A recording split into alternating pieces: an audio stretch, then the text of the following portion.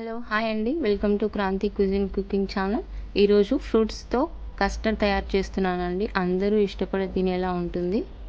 ముందుగా మనం గ్యాస్ పైన గిన్నె పెట్టేసుకొని 1/2 లీటర్ పాలు పోసి వేడి చేద్దాం. తర్వాత ఒక గిన్నె తీసుకుని దాంట్లో 1/2 టీ స్పూన్ కస్టర్డ్ పౌడర్ వేసి 2-3 స్పూన్ వాటర్ వేసేసుకొని దాంట్లో ఉండలు లేకుండా కలుపుకొని పక్కన పెట్టేసుకోవాలి. పాలు పొంగు వచ్చేంత వరకు వేడి చేసుకొని దీంట్లో 1 కప్ పంచదార వేస్తున్నాను. మీ రుచికి తగ్గట్టుగా మీరు తక్కువగా ఎక్కువగా వాడుకోవచ్చు.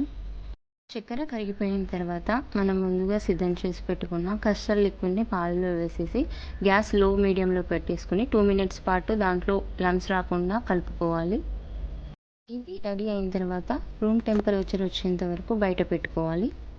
చల్లారిన తర్వాత బౌల్లోకి తీసుకొని దీంట్లో పళ్ళ ముక్కలు యాడ్ చేసుకుందామండి. సన్నగా కట్ చేసిన యాపిల్ ముక్కలు, బ్లాక్ గ్రేప్స్, దానిమ్మ గింజలు, అరటిపండు ముక్కలు, అలాగే కివి ముక్కలు వేస్తున్నానండి. మీ దగ్గర ఏ ఫ్రూట్స్ అవైలబుల్ ఉంటే అవి వాడుకోవచ్చు.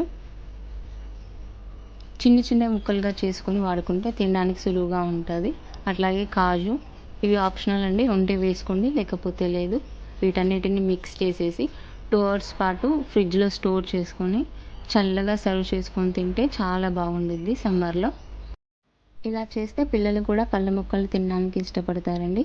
వీడియో కనుక మీకు నచ్చినట్లయితే లైక్ అండ్ సబ్స్క్రైబ్ చేయండి. ఇంగ్రీడియంట్స్ డిస్క్రిప్షన్లో ఉన్నాయి, చెక్ చేయండి.